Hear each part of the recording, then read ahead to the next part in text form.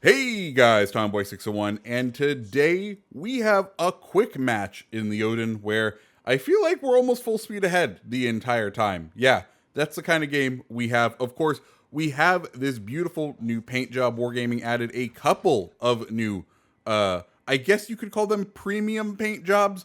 This is the only one that is for a premium ship, but the other paint jobs do cost 750 doubloons as well. If you're unaware, of course, Odin right here got this beautiful Norse-themed paint job for 750 doubloons. Additionally, Normandy, La Gossonnière, Minsk, and Ismail all received historical or other sorts of paint jobs that are available in the shop for 750 doubloons. I'll, of course, go ahead and show them because, unfortunately, you can't preview them before you buy them. So don't worry. I bought them so you don't have to wonder what they look like or just go off the teeny tiny picture that that is there. Additionally, if you hang around at some point in the video, we do also have the Memorial Day flag code to give away. It will be available until June 20th. We'll throw that in at some point in the game. Anyways, we're here, and Champagne, the champagne, the campaign ship of the moment, is full broadside to us. And if we remember, it doesn't exactly have the greatest armor. He was able to ricochet us there. Of course, he does have 32mm bow plating. So if he is able to angle correctly, we won't be able to do too much damage to him, but he seemed to be fairly broadside. But next up, we have Leon also deciding that broadside is the way to be. So we are going to start hammering around on the Leon and start pushing into A. Of course, we're going to kind of tuck in behind this island. This lets us kind of avoid any straight out torpedoes. Of course, as I say that, we see some torpedoes, and there's a lot of them. That tells us there's also one of the 3 destroyers in the match are nearby. So we need to kind of be on our toes. Of course, we do have acoustic search. We do have sonar in the Odin, so we're going to go ahead and pop that and start pushing in. This way, we're doing 2 things. One, we are spotting the torps for our teammates. If they don't have hydroacoustic search, we're being able to screen them for them and giving them the time to hopefully dodge out of the way. And 2, it lets us see the destroyer that has decided to tuck right in. It's a Benson, and if there's one thing we know, he has a decent number of torps, but they take a long time to reload. So now is the time to push forward. In fact, more torpedoes came out than the Benson has, so that also means that Ochakov has also set forth his torps. We have torps, and ours are fully loaded, and neither of those two will have fully loaded torps. So it is time for us to press this advantage, and we are going to go ahead and steam straight through. Usually you don't want to do this, but at this point, the threat of torps has been removed, so we can go ahead and kind of charge recklessly. Tirpitz is having access to our broadside, though, and that's going to start to hurt us.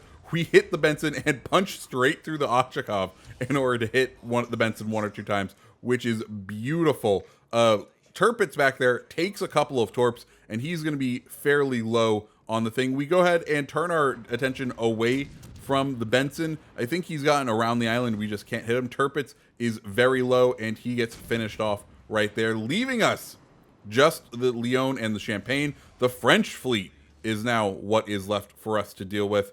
And we still have a decent number of torps ready to go, and we're going to start chasing these guys down. Champagne coming straight on towards us, and we will welcome that, as we know his armor will not stand up to it. And there we go. We take a 10k salvo out of him. Now, when you spec the Odin into a sort of reload build like we have here, one of the nice things is that short reload time. It plays kind of like a heavy cruiser, 17 seconds on the reload. Yeah, that's a little bit longer than the usual cruiser, but it just feels so much quicker than most of the other battleships at the tier. And it is just a fun way to play. And Champagne almost down here. He's about to go down, but Leon starts taking our attention because we've been watching the minimap and we can see he's starting to push in towards our broadside. We're going to go ahead and swing those front turrets around to try to finish off Leon, because Leon's about to get a fairly good access to our broadside. We'll dump the torps to make sure that he goes down in case we are unable to finish him by the time the next salvo arrives. 4, 3, 2, 1, and Leon is down. time to switch our attention back on over to Champagne. We're up to 80k damage, and we've pretty much been full throttle this whole time. Our team's doing fairly well as well. We've lost one ship, and they're down to 3, and we take another decent chunk out of Champagne. Only one salvo really left to take, and someone else gets it, and that is pretty much the match in favor of the Odin. Look at that beautiful camo. I just have to say, if this is Wargaming's new monetization strategy, I'm not 100% against it. I do kind of wish we got more of the historical camos for free with the paints, but if they want to give us cool camos like this, I'm kind of on board for it. You know, 750 doubloons isn't too bad. I think that breaks down to about a couple bucks, which, hey, if you really like a ship and there's a cool skin for it, a couple bucks isn't too bad to throw their way. Of course, I know anytime I talk about monetization, people are going to get all sorts out of whack because how dare they try to make money on us on a free-to-play game. Anyways, let's go ahead and do that code now. So if you go over to wowslegends.com/code-redeemer, you'll be able to type in the code V2J8GBU7VF for this poppy seed emblem. And I think there may be a flag in there as well. But once again, that code is V2J8GBU7VF. This code will be active through June 20th of 2021. In case you are watching this video past that time and you try to type in that code and it doesn't work, well, that is why. Anyways, the last ship is the Akatsuki.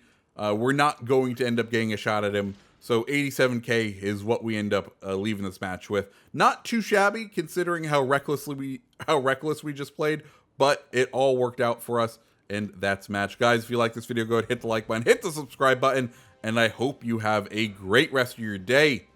See ya.